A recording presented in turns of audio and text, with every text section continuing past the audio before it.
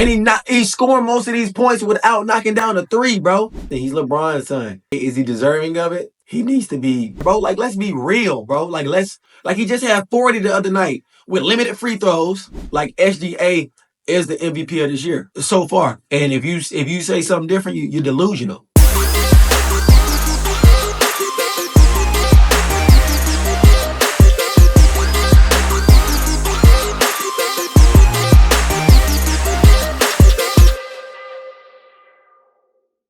What's up, world, man? It's your main man, Bdot. Welcome to Dot Talks, special edition, aka Toilet Talks with Dot. We about to get right into it, man. Let's go ahead and talk about this Bryce James situation and him signing to Arizona. 3-star. Hey, no hate at all. I ain't got no dad. So if I had a dad growing up and he was able to nepotize me and to get a full scholarship to one of the best universities on the West Coast, I live in Arizona, so I know how lit University of Arizona is. Bryce gonna have a great time up there. I'm wishing him the best, Just peep yesterday, Bryce had a career high, 16 points and won MVP. And I think it might have been the Hoop Hall Classic. Congratulations to Bryce. It is people are gonna hate, they're gonna talk.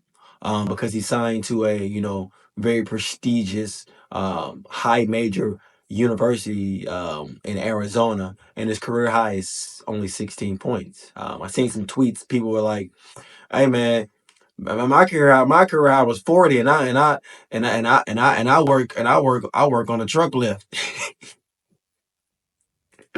Hey, bro, look. At the end of the day, is he deserving of it? Who is to say he's not?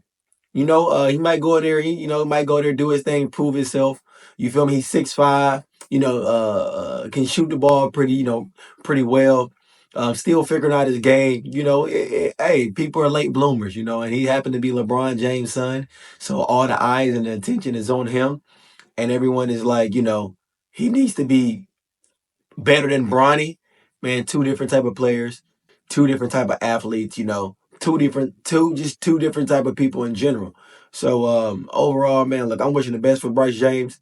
If it works out, it works out. If it doesn't, hey man, LeBron James, your dad, bro. You good. You feel me? Like either way, it just shows a lot that he even wants to go and play ball in college. Especially at a high major university because, bro, you don't got to do nothing. He doesn't have to do nothing. He's LeBron's son. He can chill at the crib. Like Bron, he can play video games. He can make Legos for a living. You feel me? You see what I'm saying, bro? So for him to just want to work hard and strive to even, have to put all that pressure on himself, because college basketball ain't easy. You feel me? Especially at a high major university. Like you waking up at 5, 6 a.m. You got breakfast table. You feel me? Boom, you got breakfast. After breakfast, you right into classes. You feel me? After classes, you might have weights. Right after weights, you might have practice. After practice, dinner, study hall. Like, bro, it's a lot of stuff that's gonna go into this, man. And for him to just have the balls to, to chase his dreams, you feel me? Man, that's more than enough. And I salute him, man. I salute him. So that's my take on a Bryce James situation. Let's get into what we going to next. Zion. We got Zion Williamson. Trade talk. We talked about this a little bit last time, but we see he's back, healthy a little bit. Had a great 2 games he's played in since being back. I put money on him. I had put money on him one game. Boy just went off the game. Just went off the game before. I put bread on him the next game. Don't even play. He done been suspended because he done missed the plane.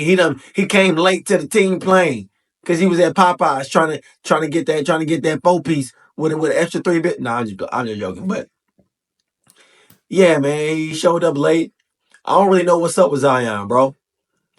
Zion, the only person I know that can be injured and come back jumping even higher. You see how hard he stole the ball? I don't know who it's from. It might have been from John Moran. I don't know who it was. He stole the ball so goddamn hard and did that, and then a windmill 360. Come on, dog. That's crazy. So Zion, when healthy, is a very, very good player. And Man, any team in the NBA could use him. We're trying to figure out what teams though, what contenders.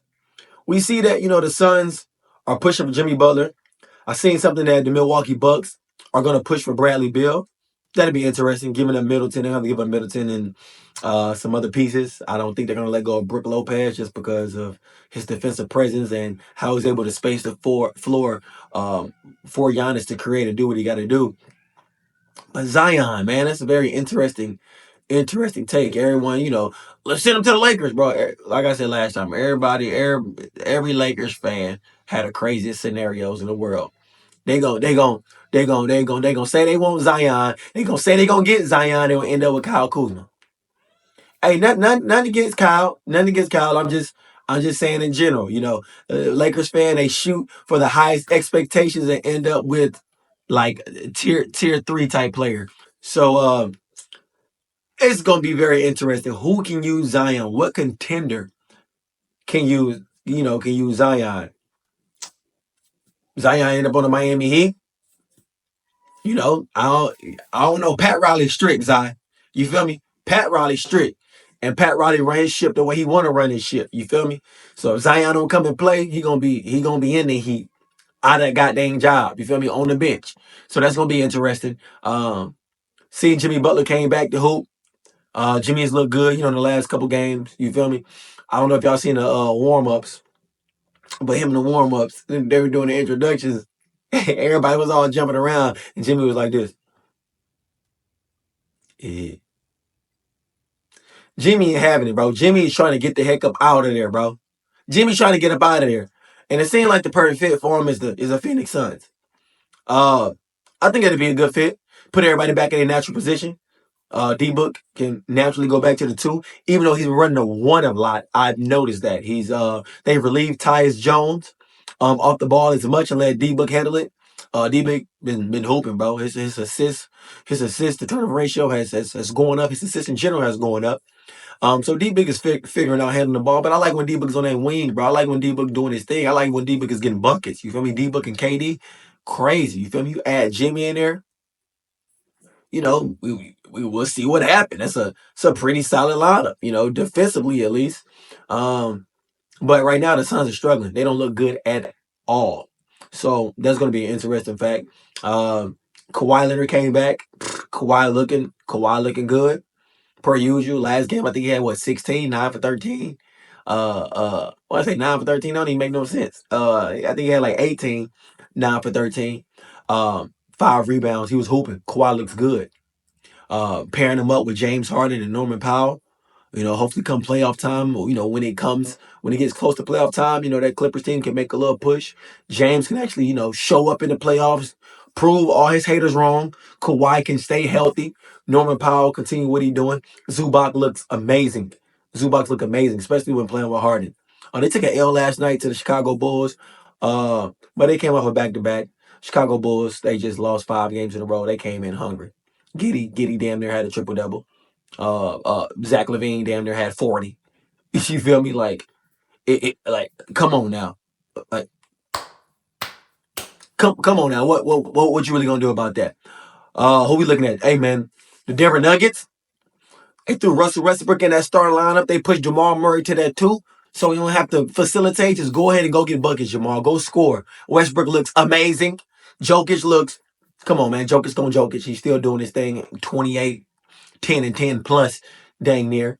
Jamal Murray, that's the one that's really going to be the X factor. If Jamal Murray can play the way we know he can play, if he can stay healthy, put it like that, because I know that knee's been really hurting him. So if that knee can get just to 80%, you feel me? Him on that wing, he don't have to handle the ball as much. He can just catch it and go. Denver Nuggets is gonna really be a problem. Aaron Gordon just came back off injury, so they're figuring it out. Christian Braun has looked great. Peyton Watson has looked great. Strother, I think that's his name. Light skinned dude with the curly hair has looked great. So the Denver Nuggets, they gonna figure it out. They gonna find it. They gonna find it. And I think they'll be, in the thick of things if they can stay healthy and Jokic can lead those guys and Westbrook can play the way he's playing now in the playoffs. Lessen the turnovers, take care of that basketball. And the Nuggets gonna be they might be it there. They might be there at the end of the road. You feel me? So y'all be on the lookout for them goddamn Denver Nuggets. You feel me? If you have any opinions or who you think is gonna take the West, leave the comments below. Luka's been injured, man. Luka's been injured. Kyrie just came back.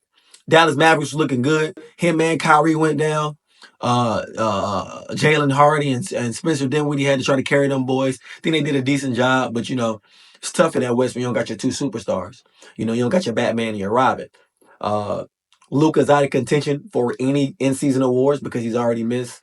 He's not going to hit that 65 game mark. It's gonna. Let's talk about this, man. Let's talk about Luka. Luka might never win an MVP, man. It's such to say. Because he should have won it a couple years, you feel me? But, they're going to give it to Jokic. And, where they are in the league and rankings. I don't know. It's weird because Jokic was like a fifth seed and he still won an MVP.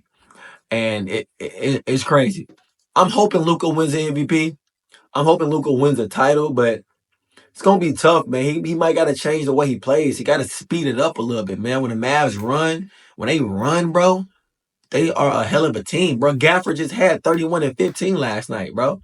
Like, come on now. You feel me? Not saying Luka game is bad or anything like that. I just feel as though if he plays a little faster, push the ball up, pass it instead of dribbling that thing the whole time and having the ball 15 seconds out of the 24-second shot clock, I think that would definitely change the Mavericks a lot. I mean, hey, they were winning. They were top four in the West. So whatever they were doing was working. But I just think them playing fastball, Luka playing fastball would take them to the next level. Um, like I said, if you got any different opinions, you feel as though, something different, man, leave it in the comments, man. I'm down to talk about it. I'm down to, let's get into the thick of things. You feel me? Let's talk about SGA and them OKC, bro. They looking amazing. Supercalifragilisticexpialidocious. Them boys are looking great. SGA has to win MVP this year. Okay? They have to. I know Jokic is doing his thing. He's doing what he's supposed to do. He's been doing it for the last 5 years. But come on now. SGA, bro, come on. Kids averaging 30 plus. You feel me? 6 assists, 6 rebounds. And he's shooting over 50%. And he's not even he's scoring most of these points without knocking down a three, bro. Like he just had 40 the other night with limited free throws and only hit one 3-pointer, bro. Like, let's be real, bro. Like, let's get down to the thick of things, bro. Like, SGA is the MVP of this year, so far. And if you say something different, you're delusional. Your team is top in the West. Remember, it's all about winning, right? It's not just all about stats. If that was the case, Luka would have won it 4 years in a row. It's not all about stats. You feel me? It's about stats on top of your team winning, and how do you affect your team in winning? And his effectiveness is amazing. He's doing this without Chet. You feel me? Hartenstein came over there looking like Thor. He done changed the whole aspect of the team ever since Hartenstein and then came over there. I think they like 20-1. Hell of an X factor, bro. Like, let's get it real. SGA is the MVP. I seen a little something the other day. Matter of fact, yesterday, I forgot what the podcast was called, but shout out to them boys. I'm gonna figure it out. They said, is SGA right now better than 2001 Allen Iverson? One dude said he's light years better than Allen Iverson was at that time. A lot of people, feel different, and a lot of people agree. Me personally, it's hard to say because SGA is 6'6". You feel me? He can score, he can shoot more efficient, and he can defend. But it's a different day and age, There's no defensive 3 seconds. You feel me? I mean, there is a defensive 3 seconds. Back then, when Iverson was playing, there wasn't no defensive 3 seconds. Iverson was getting 30 with a big man sitting right there in that paint. Granted, his percentages wasn't where they were, but he still took his team to the finals and won one game against a historically great Lakers team. It's hard to put Iverson in his era right now. We can't say what he'd do and what he'd not do. But I think if Allen Iverson played in this era right now with all this spacing, are you serious? There's no 6'10" person in the paint just chilling. There's no Mutombo. There's no Alonzo Mourning. You feel me? Ain't no Kenyon Martin sitting there in the paint waiting for you to appear. Iverson, Come on, man. Iverson averaging 30 easy. Averaging 30 easy in this era. Now, is he better than Shy? I don't know, man. That's hard to say. Shy 6'6", bro. Like, can do dang near everything Iverson did. You feel me? Iverson just had a different dog in him. He had a different heart. Not saying Shy don't got that.